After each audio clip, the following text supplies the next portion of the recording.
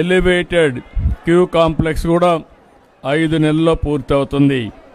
మొన్నే కొత్తగా trust board కూడా వేసాం.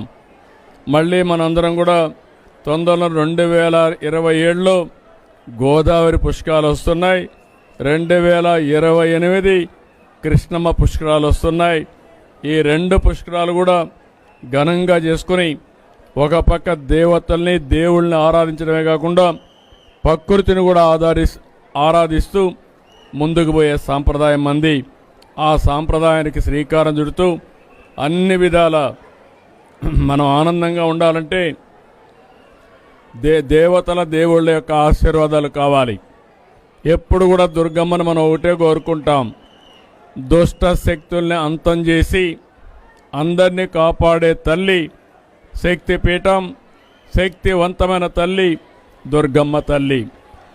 ఆ తల్లిని ఒకటే కోరుకున్నాం. ఈరోజు నేను చేసే మేము